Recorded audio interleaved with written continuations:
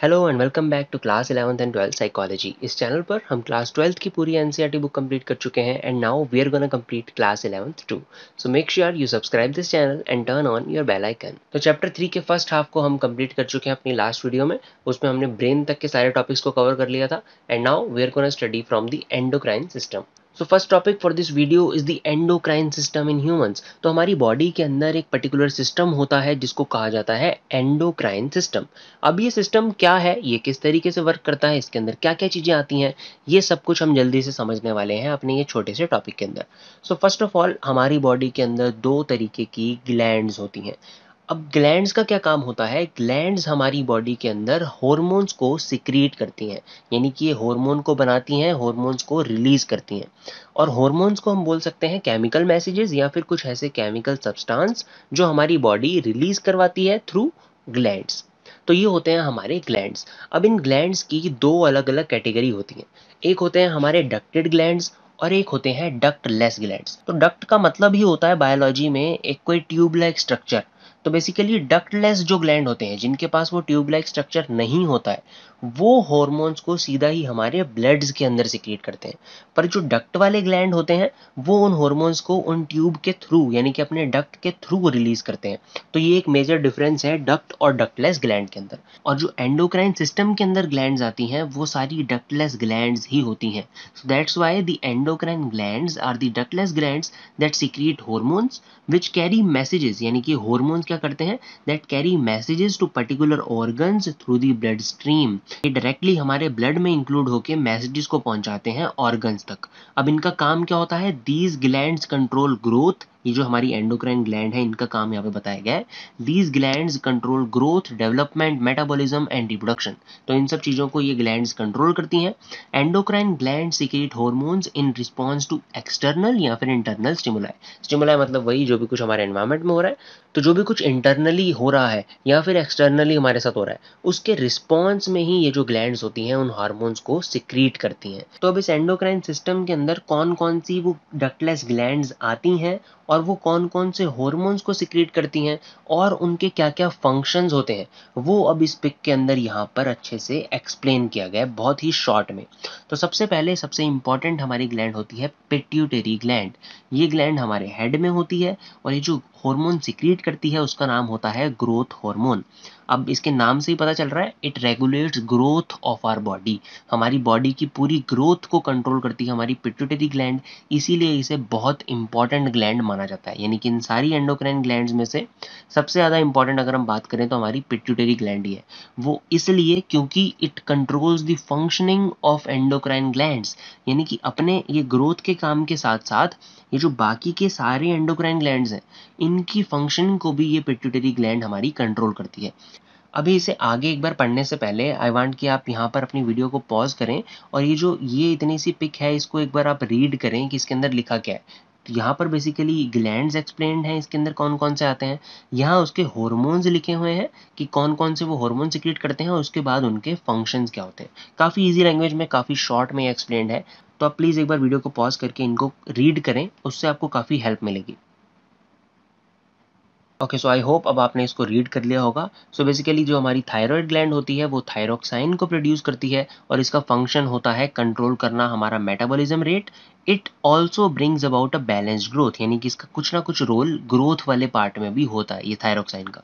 उसके बाद thyroid gland के जैसे ही हमारी पैराथायराइड ग्लैंड होती है, ये जो हार्मोन सिक्रीट करती है उसका नाम होता है पैराथॉर्मोन।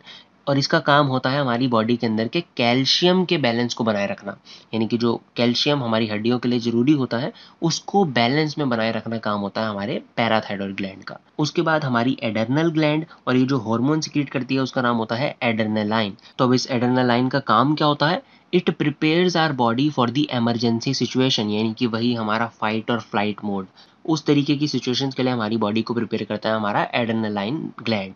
तो इसका बेसिकली काम होता है हमारी बॉडी को अराउज करना। उसके बाद आता है हमारे पैंक्रियाज। तो पैंक्रियाज हमारी बॉडी के अंदर इंसुलिन को सिक्रीट करते हैं जो कि कंट्रोल करते हैं ग्लूकोज लेवल। जिन लोगों को शुगर की प्रॉब्लम होती है उनको अपने इस हार्मोन का बहुत ध्यान रखना पड़ता है, इसका बैलेंस्ड होना बहुत ज़रूरी होता है क्योंकि ये हमारी बॉडी के अंदर पूरे ग्लूकोज के लेवल को मेंटेन करके रखते हैं। तो इसलिए इनका बैलेंस में होना बहुत ज़रूरी है। ना ये इंसुलिन ज़्यादा होना चाहिए, ना ही ये बहुत कम होना चाहिए। उसके बाद आता है टेस्टीज़। तो जो टेस्टीज़ हार्मोन सिक्रीट करते हैं उसका नाम होता है टेस्टोस्टेरोन। इसका काम क्या होता है? It controls the growth and development of male reproductive system. तो मेल के अंदर टेस्टीज होते हैं, फीमेल के अंदर ओवरीज होते हैं। ये दो तरीके के हार्मोन्स को सिक्रीट करते हैं। सबसे पहला ऑस्ट्रोजन और दूसरा होता है प्रोजेस्टेरोन। अब इसका काम क्या होता है? It controls the growth and development of female reproductive system. और इन दोनों ग्लैंड्स को मिला के कई बार बोला जाता है gonads, GONADS, gonads. Gonads gland, इन दोनों ग्लैंड्स को मिला के कहा जाता है। तो ये था the endocrine system in humans. Now the next topic is heredity, genes and behaviour. तो हेरिडिटी वर्ड आपने काफ़ी सुना होगा। इसका बेसिकली मतलब सिर्फ होता है जो भी कुछ चीज़ें हम एक्वायर करते हैं अपने मदर, फादर या फिर एंसेस्टर से, वो होती है हेरिडिटी। जो मतलब हमने अपने मदर फादर से ली और उसके बाद जो चीज़ें हम अपने फर्दर जनरेशन को ट्रांसफ़र कर देंगे वो होती है हेरिडिटी। अब इसके अंदर सबसे पहले जेनेटिक्स को डिफाइन किया गया है कि जेनेटिक्स का क्या मतलब है। So the study of that inheritance of physical and psychological characteristics from our ancestors is referred to as genetics. तो बेसिकली हम इसको कह सकते हैं the study of heredity is known as the genetics, क्योंकि ये जो यहाँ से द इनहेरिटेंस से लेके ये एंसेस्टर्स तक लिखा है, ये पूरी लाइन इस हेरिडिटी की एक तरीके से डेफिनेशन ही है। The inheritance of physical and psychological characteristics from our ancestors, यही हेरिडिटी का मतलब भी होता है। So we can say that the study of heredity is genetics. तो ये होता है genetics. Then the child begins life as a single zygote cell, यानी कि जिस टाइम पर हम कहते हैं कि एक चाइल्ड की लाइफ स्टार्ट हो चुकी है, जब एक मदर की वॉम्ब में एग फर्टिलाइज हो जाता है, उस टाइम पर वो एक छोटा सा सेल होता है जिसका नाम होता है जाइगोट। और उस जाइगोट के अंदर क्या होता है? उस जाइगोट के अंदर एक न्यूक्लियस होता है जिसके अंदर वो कैरी करता है इनहेरिटेड क्रोमोसोम्स, जो उस बच्चे ने अपने मदर और फादर से लिए हैं, जो उसके अंदर आए हैं इनहेरिटेड क्रोमोसोम्स, वो होते हैं उस सेल के न्यूक्लियस के अंदर। अब इन इनहेरिटेड क्रोमोसोम्स को समझने के लिए हमें ये कुछ टॉपिक समझने पड़ेंगे जो कि हमने अपनी 8th 9th 10th में बहुत अच्छे से पढ़े हुए हैं। तो सबसे पहले हमारी बॉडी के अंदर बहुत सारे सेल्स होते हैं और हर सेल के अंदर न्यूक्लियस होता है एक, और उस न्यूक्लियस के अंदर बहुत सारी चीज़ें होती हैं, बट इस टाइम पर हमने फोकस करना है क्रोमोसोम्स पे। तो न्यूक्लियस के अंदर होता है क्रोमोसोम, और वो क्रोमोसोम क्या होते हैं? वो थ्रेड लाइक स्ट्रक्चर होते हैं जो कि हमेशा ही पेयर में रहते हैं। पेयर में रहने का मतलब है कि जिस तरीके से आपको यहाँ पे इसकी फिगर दिख रही होगी, ये एक ये रहा क्रोमोसोम और एक ये क्रोमोसोम है, ये हमेशा ही एक दूसरे के साथ ऐसे पेयर में रहते हैं, एक दूसरे के ऊपर चढ़ के। और इनकी सिर्फ एक एक्सेप्शन होती है, जिस सेल्स के अंदर ये पेयर में नहीं होते वो सेल्स होते हैं हमारे गैमेट सेल्स। गैमेट सेल्स कहा जाता है हमारे सेक्स सेल्स को, यानी कि जो मेल्स में होते हैं स्पर्म सेल्स और वुमेन में होते हैं वो ओवम सेल्स। तो उन सेल्स को छोड़ के बाकी हर किसी सेल के अंदर ये हमेशा ही पेयर में होते हैं, इस तरीके से जैसे इनका स्ट्रक्चर यहाँ पे दिखाई दे रहा है। सो बेसिकली क्रोमोसोम्स होते हैं न्यूक्लियस के अंदर, न्यूक्लियस होता है सेल के अंदर, और फर्दर क्रोमोसोम के अंदर होते हैं हमारे डीएनए। डीएनए होता है डीऑक्सीराइबोन्यूक्लिक एसिड। इसकी फुल फॉर्म याद रखनी जरूरी है, इस चैप्टर में इसको कई बार 1 नंबर के मार्क्स में पूछ लिया जाता है कि डीएनए की फुल फॉर्म क्या है। तो डीएनए के अंदर एक सबसे इंपॉर्टेंट चीज होती है हमारे जीन्स। जीन्स हमारे बायोलॉजिकल डाटा को अपने अंदर कैरी करते हैं। जीन्स एक तरीके से हमारी पूरी बायोलॉजी का ब्लूप्रिंट होते हैं, उनके अंदर हमारी सारी बायोलॉजिकल इंफॉर्मेशन स्टोर होती है जो कि हमारी नेक्स्ट जनरेशन में जाती है और जो हम अपने मदर और फादर से लेते हैं। तो इस तरीके से ये कुछ स्ट्रक्चर होता है हमारा जिसको समझना जरूरी था। सबसे पहले सेल, सेल के अंदर न्यूक्लियस, न्यूक्लियस के अंदर क्रोमोसोम्स, क्रोमोसोम्स के अंदर डीएनए, डीएनए के अंदर हमारे जीन्स। सो अब हमने समझना है कि ये जो क्रोमोसोम्स होते हैं जो हमें अपने मदर और फादर से मिलते हैं वो किस तरीके से हमें मिलते हैं और वो फर्दर कैसे हमारा जेंडर डिसाइड करते हैं, वो हम समझेंगे अब इस टॉपिक के अंदर। तो ये जो क्रोमोसोम्स होते हैं ये बाकी सब सेल्स के अंदर पेयर में होते हैं, पर जब हम बात करते हैं गैमेट सेल्स की उस टाइम पर ये पेयर में नहीं होते। सो बेसिकली स्पर्म सेल के अंदर भी 23 क्रोमोसोम्स होते हैं और ओवम सेल्स के अंदर भी 23 क्रोमोसोम्स होते हैं। इसीलिए एक चाइल्ड जब गेन करता है ये क्रोमोसोम्स अपने मदर और फादर से, उस टाइम पर उसके अंदर टोटल 46 क्रोमोसोम्स आते हैं, अलग अलग chromosomes, 23 from mother and 23 from father. इस फिगर में जैसे आपको दिख रहा होगा यहाँ पर ये जो ब्लू वाले सारे सारे क्रोमोसोम्स हैं ये फादर के क्रोमोसोम्स हैं, और ये जो पर्पल या पिंक वाले क्रोमोसोम्स हैं ये सारे हैं मदर के क्रोमोसोम्स। और अब ये जो पेयर बन के हमारे पास आ गए, यानी कि एक क्रोमोसोम हमने इसको मान लिया पेयर में, दूसरा ये, तीसरा ये, चौथा ये, पांचवा ये, इस तरीके से जो 23rd क्रोमोसोम्स का पेयर हमारे पास आता है वो डिसाइड करता है एक चाइल्ड के जेंडर को। तो फीमेल्स के अंदर हमेशा एक ही टाइप का क्रोमोसोम होता है, वो होता है एक्स क्रोमोसोम। इनके अंदर दोनों ही एक्स क्रोमोसोम्स होते हैं, इसलिए मदर हमेशा ही एक्स वाला क्रोमोसोम देती है एक बच्चे को। और फादर के अंदर दो तरीके के क्रोमोसोम होते हैं, एक होता है एक्स और एक होता है वाई। अब ये बच्चे का जो जेंडर है वो मेनली डिपेंड करता है एक्चुअली में फादर पर। तो बेसिकली अगर फादर ने एक्स क्रोमोसोम पास किया तो चाइल्ड का जो जेंडर होगा वो होगा गर्ल, और अगर फादर वाई वाला क्रोमोसोम पास करते हैं तो चाइल्ड का जेंडर होगा बॉय। तो इस तरीके से हमारा जेंडर डिफाइन होता है, और उसमें मेन चीज याद रखने वाली थी कि 23rd पेयर जो हमें मिलती है क्रोमोसोम की वो डिसाइड करती है हमारा जेंडर क्या होगा। So now the next topic is genes. तो जीन्स का क्या मतलब होता है वो हम अभी समझ चुके हैं, ये हमारे डीएनए के अंदर होते हैं और ये हमारी पूरी बॉडी का बायोलॉजिकल डाटा का ब्लूप्रिंट अपने अंदर स्टोर रखते हैं। इसके अंदर सारी इंफॉर्मेशन आती है, किस तरीके से हम वर्क करते हैं, किस तरीके से हमारी बॉडी डेवलप होगी बायोलॉजिकली, उसको भी सारी प्रोसेस को यही जीन्स डिक्टेट करते हैं। Then what is genotype? The traits which can be passed on to our offspring through the genetic material is called genotype। तो जो भी कुछ ऐसे ट्रेड्स होते हैं जो हम अपने आगे फर्दर फ्यूचर जनरेशन को पास ऑन कर सकते हैं और हम अपने मदर फादर से डायरेक्टली उन्हें गेन कर सकते हैं, सिर्फ उन्हीं टाइप के ट्रेड्स को कहा जाता है जीनोटाइप्स। क्योंकि हर ट्रेड ऐसा नहीं होता जो हम सिर्फ अपने मदर फादर से ही गेन करें, कई ट्रेड्स हम अपने एनवायरनमेंट से भी सीखते हैं कई चीजें। तो इसलिए उन ट्रेड्स को कहा जाता है जीनोटाइप जिनको कि हम जेनेटिक मटेरियल के थ्रू पास ऑन कर सकें अपनी नेक्स्ट जनरेशन में। Then the change of gene from one form to another is called mutation. तो जब एक जीन अपनी फॉर्म चेंज कर लेता है या जब वो धीरे धीरे फॉर्म चेंज कर रहा होता है उस प्रोसेस को कहा जाता है म्यूटेशन की process. Type of mutation that occur spontaneously in nature provides variations in our genotypes. यानी कि जिस जीन में बार बार म्यूटेशन होने लग जाए, जो जीन बार बार चेंज होने लग जाए, उसकी वजह से कई बार हमारे जीनोटाइप्स में भी वेरिएशन आ जाती है। जीनोटाइप यानी कि हमारी वो ट्रेड्स जिनको कि हम आगे पास ऑन कर सकते थे उसमें भी वेरिएशन आ जाती है। और जब ऐसा होगा कि उनमें भी वेरिएशन आ जाए, वो भी बदलने लग जाए, तो ऑफ कोर्स उस टाइम पर वहां पर एवोल्यूशन होने के चांसेस हैं, न्यू स्पीसीज बनने के चांसेस हैं। इसी तरीके से एक न्यू स्पीसीज फॉर्म होती है जब धीरे धीरे म्यूटेशन बार बार होने लग जाती है और वो जीन्स अपना बिल्कुल रूप ही बदल लेते हैं, तब वहां पर एक नई स्पीसीज फॉर्म हो जाती है।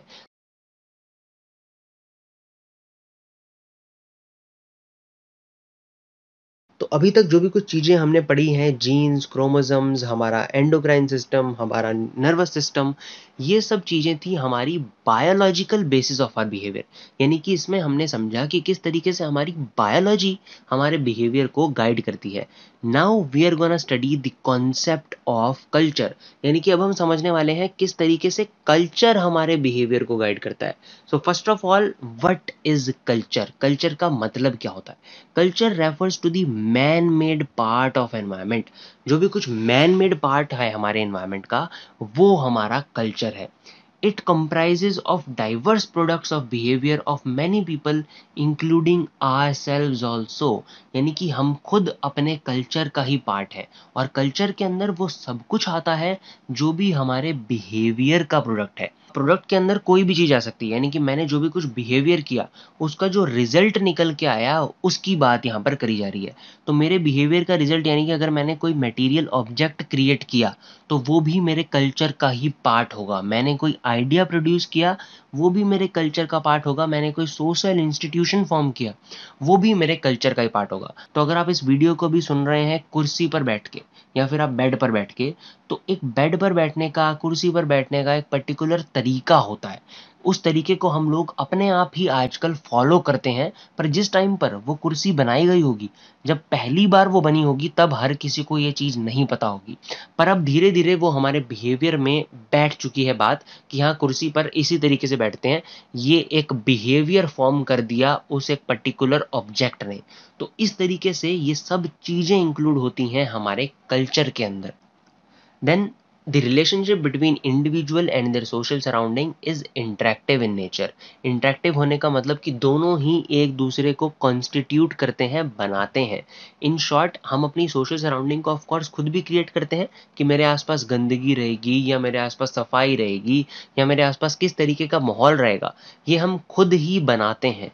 और फर्दर उसके बाद जैसे आपने कई बार नोटिस किया होगा, अगर आपके आसपास गंदगी सी हो या फिर अच्छा माहौल, एक एम्बियंस अच्छा ना हो, उस टाइम पर आपका मूड खराब हो जाता है.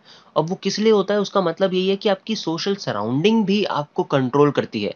तो इसलिए जो हमारा रिलेशनशिप है वो यहाँ पर बताया गया है कि इंटरेक्टिव होता है. हम अपनी सोशल सराउंडिंग को भी बनाते हैं और हमारी सोशल सराउंडिंग हमें भी बनाती है. Then this perspective emphasizes that human beings are not passive resident of their cultural forces.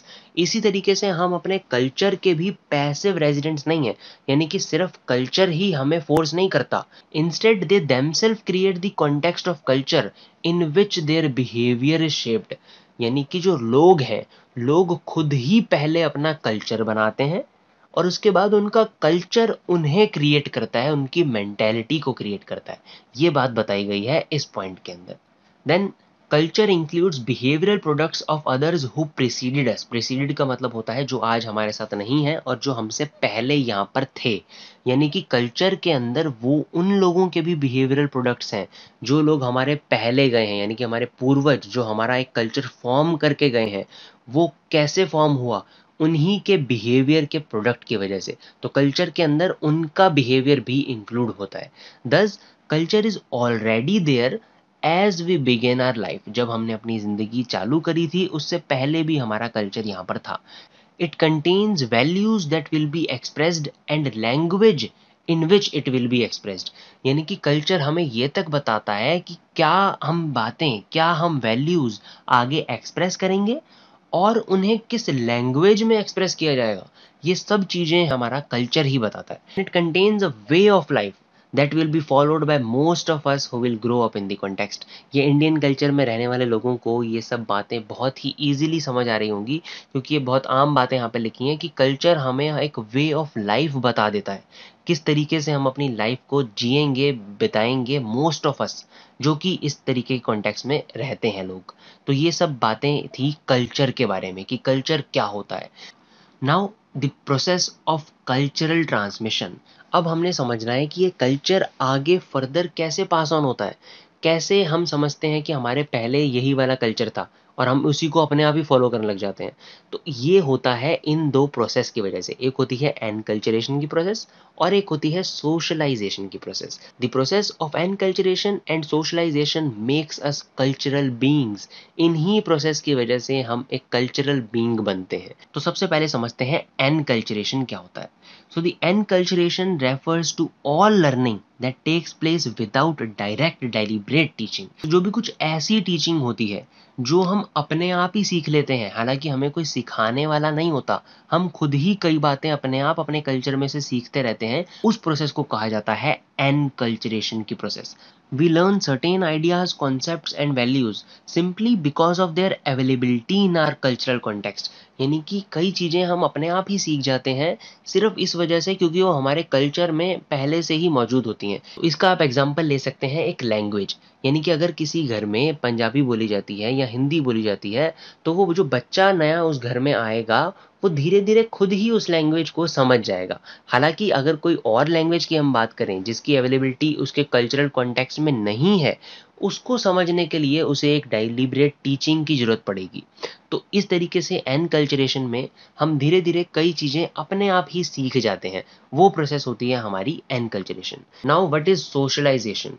So socialization generally means the activity of mixing socially with others. Simply इस टर्म का मतलब यही होता है कि जब हम किसी से सोशलाइज करते हैं, सोशलाइज होने का मतलब कि हम सोसाइटी से घुल मिल रहे हैं, बात कर रहे हैं, मिक्स हो रहे हैं, ये होता है जर्नल मीनिंग सोशलाइजेशन का. If we talk in psychological sense then it is a process by which individual acquire knowledge, skills and disposition which enable them to participate as effective member of their group and society. यानी कि एक ऐसी process जिसके through हम knowledge और skills acquire करते हैं जिसकी वजह से हम अच्छे से इफेक्टिव मेंबर बन के अपने किसी भी ग्रुप में या सोसाइटी में पार्टिसिपेट कर सकते हैं. ये होता है सोशलाइजेशन. देन नेक्स्ट टॉपिक है हमारा सोशलाइजेशन एजेंट्स, यानी कि ऐसे कौन कौन से एजेंट्स होते हैं जो हमें सोशलाइज करवाते हैं। So a number of people who relate to us, यानी कि जो लोग हमसे रिलेट करते हैं उनमें से कई लोग ऐसी पावर पोजेस करते हैं जो कि हमें सोशलाइज करवा सकते हैं। तो ऐसे लोग जो हमें सोशलाइज करवाते हैं, such people are called as socialisation agents. अब वो क्या क्या कौन कौन से ऐसे लोग होते हैं, सबसे पहले सबसे मेन हमारा सोशलाइजेशन एजेंट होता है हमारी फैमिली। तो जो हमारी फैमिली होती है, हमारे मदर फादर या हमारे भाई बहन, वो सब हमारे सबसे प्राइमरी सोशल एजेंट्स माने जाते हैं। क्योंकि एक बच्चा जब पैदा होता है तो वो सबसे ज़्यादा टाइम अपनी फैमिली में ही सबसे पहले स्पेंड करता है। तो बेसिक लाइफ स्किल वो अपनी फैमिली में ही सीखता है, इसलिए फैमिली को सबसे पहला सबसे इम्पॉर्टेंट सोशलाइजेशन एजेंट माना गया है। उसके बाद आता है हमारा स्कूल। तो अब एक फैमिली के बाद बच्चा सबसे पहले स्कूल जाता है, उसको वो स्कूल को एक्सप्लोर करता है, उसके अंदर उसको टीचर्स मिलती हैं, उसका पीयर ग्रुप भी इसको स्कूल के अंदर ही मिलता है, अलग-अलग दोस्त मिलते हैं, अलग-अलग बच्चे अलग-अलग माइंडसेट के मिलते हैं, उनसे वो बहुत सारी चीज़ें सीखता है। और फैमिली के बाद एक स्कूल में टीचर एक बच्चे के लिए बहुत बड़ा रोल प्ले करती हैं। तो family, then school, then our peer group. हम अपने पीयर ग्रुप से भी बहुत सारी चीज़ें सीखते हैं और हमारा पीयर ग्रुप भी हमें बहुत कुछ एक्सप्लोर करवाता है, हमारा फ्रेंड सर्कल बेसिकली। देन हमारी मीडिया, आज के टाइम पे जो हमारी मीडिया है, इसके बारे में ऐसे बहुत कुछ चल रहा है कि ये प्रोपेगेंडा पे वर्क करती है एटसेट्रा एटसेट्रा। तो आपने ये बात सुनी होगी कि मीडिया हमारा माइंड किस तरीके से इन्फ्लुएंस करती है। तो ऑफ कोर्स जब मीडिया हमारा माइंड इन्फ्लुएंस कर सकती है, हमें प्रोपेगेंडास का पार्ट बना सकती है अलग-अलग, तो क्यों वो हमें सोशलाइज़ नहीं कर सकती? सो ऑफ कोर्स मीडिया भी हमें सोशलाइज़ करती है। सो ये 4 मेन प्राइमरी एजेंट्स हैं जो हमें सोशलाइज़ करते हैं। सबसे पहला सबसे प्राइमरी हमारा फैमिली, देन हमारा स्कूल, देन हमारा पीयर ग्रुप यानी कि हमारा friend circle, and then the media जो हम देखते हैं। Now the last topic of this chapter is acculturation. ये काफ़ी इंटरेस्टिंग सा टॉपिक है। इसके अंदर बेसिकली ए कल्चरेशन का मतलब होता है जब दो अलग अलग टाइप के कल्चर्स आपस में कांटेक्ट में आते हैं, यानी कि जब वो साथ मिलके रहते हैं, तब वहाँ पर क्या कल्चरल और साइकोलॉजिकल चेंजेस निकल के आते हैं, ये होता है ए कल्चरेशन। अब वो जो कॉन्टैक्ट है वो डायरेक्ट भी हो सकता है, इनडायरेक्ट भी हो सकता है, वॉलंटरी भी हो सकता है और इनवॉलंटरी भी हो सकता है। Then, according to John Barry, there are two important issues faced by a-culturing individuals. यानी कि जो भी ऐसे इंडिविजुअल्स होते हैं जो ए कल्चरिंग करते हैं, मतलब एक अलग अलग कल्चर में जाके रहते हैं, उन इंडिविजुअल्स को मेनली दो इश्यूज फेस करने पड़ते हैं, ये मानते हैं जॉन बेरी। पहला, वो कितना ये चाहते हैं कि हम अपने कल्चर को बना के रखें, और दूसरा इससे रिलेट करता है कि वो कितना ज़्यादा आपस में इंटरेक्शन चाहते हैं। Now based on people's positive और negative answer to these issues, अब इन इश्यूज के लिए लोगों के पॉजिटिव या नेगेटिव आंसर्स को देख के 4 तरीके की ए कल्चरिंग स्ट्रेटजीज बनाई गई हैं। तो वो 4 स्ट्रेटजीज हैं ये। सबसे पहली इंटीग्रेशन, दूसरी सेपरेशन, तीसरी एसिमिलेशन और चौथी मार्जिनलाइजेशन। अब इन चारों स्ट्रेटजीज को समझने के लिए आप अपने माइंड के अंदर एक एग्जांपल ले सकते हैं। एक ऐसी लड़की जो कि अभी अभी शादी करके एक नए घर में एंटर करी है। वहां पर अब दो तरीके के उसके कल्चर है उसके माइंड के अंदर। एक उसके होस्ट का कल्चर, होस्ट यानी कि जो अगले जिस पर्सन के घर वो लड़की गई है, और एक उसका खुद का हेरिटेज वाला कल्चर। अब हमने समझना है कि कैसे-कैसे उसका एटीट्यूड चेंज होगा इन अलग-अलग तरीके की स्ट्रेटजीज के अंदर। तो इंटीग्रेशन के अंदर दोनों ही कल्चर्स को इक्वल इंपॉर्टेंस दी जाती है और दोनों ही कल्चर को अच्छे से मेंटेन किया जाता है। यानी कि होस्ट का कल्चर, ये भी यहाँ पर इधर को आप ये साइन देख रहे होंगे, समझने के लिए आपका ईज़ी हो जाएगा इससे। ये पॉजिटिव यानी कि होस्ट का कल्चर भी पॉजिटिव की तरफ जा रहा है, होस्ट के कल्चर को भी इम्पोर्टेंस दी जाएगी और उसके हेरिटेज के कल्चर को भी इम्पोर्टेंस दी जाएगी। यहाँ पर दोनों अपनी सुलह सहमति से अच्छे से रहते हैं, दोनों के कल्चर मेंटेन किए जाते हैं। Then come separation. अब सेपरेशन में क्या हो रहा है, ये साइन जा रहा है इधर को माइनस की तरफ, यानी कि होस्ट का कल्चर, वो जो लड़के का कल्चर है, वो बिल्कुल ही लड़की मानने से मना कर देती है कि नहीं, मैं आपका कल्चर बिल्कुल नहीं मानूंगी, मैं सिर्फ अपने कल्चर को ही फॉलो करूंगी। सिर्फ ये जो इसका हेरिटेज वाला कल्चर है यहाँ पर पॉजिटिव है और जो वो लड़के का कल्चर है उसकी तरफ नेगेटिव। यानी कि सेपरेशन के अंदर उस लड़की का एटीट्यूड अपने होस्ट कल्चर के बारे में बिल्कुल नेगेटिव हो जाता है, उसको वो बिल्कुल मेंटेन नहीं करती और सिर्फ हेरिटेज कल्चर को उसमें मेंटेन किया जाता है। Then assimilation. एसिमिलेशन के अंदर बिल्कुल सेपरेशन का उल्टा होता है ये। एसिमिलेशन के अंदर उसका खुद का कल्चर लड़की बिल्कुल भूल जाती है, यानी कि इसके अंदर वो कहती है कि मैं पूरा सिर्फ जो लड़के का कल्चर है, जो होस्ट का कल्चर है, उसी को मैं फॉलो करूंगी, अपने कल्चर को वो बिल्कुल खत्म कर देती है। ये होता है एसिमिलेशन के अंदर। मार्जिनलाइजेशन सबसे यूजलेस सी स्ट्रेटजी है। इसके अंदर बेसिकली दोनों ही माइनस में है। इसके अंदर ना ही होस्ट का कल्चर माना जाता है और ना ही लड़की अपना खुद का कल्चर फॉलो करती है। इसके अंदर वो लोग हमेशा ही डाउट में रह जाते हैं दोनों लोग, और वो किसी भी एक के कल्चर को एक्सेप्ट नहीं करते हैं, ना ही वो दोनों के कल्चर्स को एक्सेप्ट करते हैं। वो दोनों ही कल्चर्स को बिल्कुल खत्म कर देते हैं। ये होता है मार्जिनलाइजेशन के अंदर। तो एंड ऑफ द चैप्टर में एक ये छोटी सी लाइन आपकी बुक के अंदर दी गई थी, while genes write the script of biological transmission, memes write the script of cultural transmission. तो अब एनसीईआरटी बुक के अंदर ये मीम्स के बारे में ज़्यादा नहीं बताया गया कि ये क्या है, और ये वो इंस्टाग्राम या फेसबुक के मीम्स की बात नहीं हो रही यहाँ पर। मीम्स कल्चरल ट्रांसमिशन में कुछ रोल प्ले करती हैं। जिस तरीके से जीन्स होते हैं वैसे ही कुछ मीम्स भी होती हैं हमारे अंदर। अगर आपको ये चैप्टर इंटरेस्टिंग लगा और आप समझना चाहते हैं मीम्स क्या होता है, तो थोड़ा सा इस पे सेल्फ स्टडी करें। आप इसको गूगल करें कि what is memes in our cultural transmission, what role it plays etcetera. और आपको उससे क्या समझ आया उसको एक छोटा सा सार बना के बहुत ही कम वर्ड्स में नीचे कमेंट सेक्शन में लिखें। और जो कमेंट बिल्कुल एप्रोप्रिएट होगा, जो बिल्कुल अच्छे से इसको डिफाइन कर रहा होगा मीम्स को, उस कमेंट को I will post in our FB group, जिसका नाम आपको अभी अपनी स्क्रीन पे दिख रहा होगा, और वीडियो के डिस्क्रिप्शन बॉक्स में आपको उसका लिंक मिल जाएगा। So if you are on Facebook, so don't forget to join that group. That's it for this video. अगर आपको ये वीडियो अच्छी लगी हो, so please like it and comment your valuable views in the comment section. And also you can check out the Patreon page. You will get the link in the description box. So once again, thank you so much for watching. I will see you in the next.